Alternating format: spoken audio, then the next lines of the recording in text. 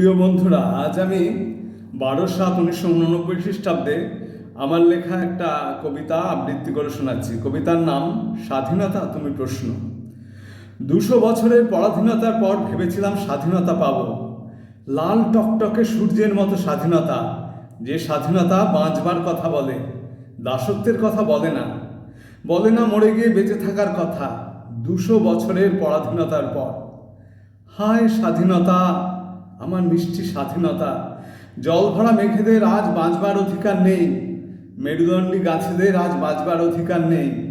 সারি সারি অপুষ্ট অপরিণত মেরুদণ্ডহীন গাছপালা আজ আমার চোখের সামনে ঘোরাফেরা করে, মাটিতে পড়ে গন্ধ শোকে, অস্তিত্বে জমিনে পড়ে গড়াগড়ি খায়, লেজ নাড়ে, পা চাটে প্রভুভক্ত কুকুরের মতো।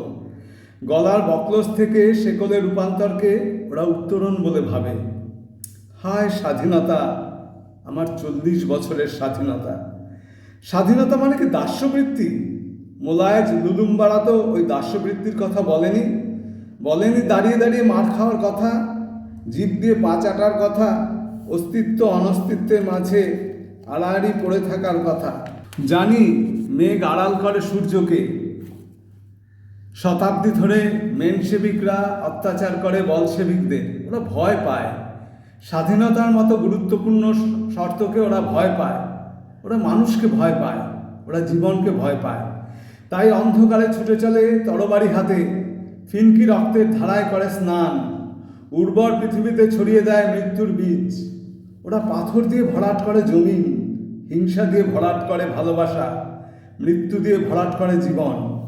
ওরা সমুদ্রের মাঝে ক্ষুদ্র ভূখণ্ডে দাঁড়িয়ে স্বপ্ন দেখে, ওরা ধ্বংসের স্বপ্ন দেখে, ওরা মৃত্যুর উৎসব দেখে, ওরা রত্ন নদীর ঢেউ দেখে, ওরা ক্ষুদ্র ভূখণ্ডে দাঁড়িয়ে সাম্রাজ্যের স্বপ্ন দেখে, ওরা ধ্বংসের স্বপ্ন দেখে, ওরা মৃত্যুর উৎসব দেখে।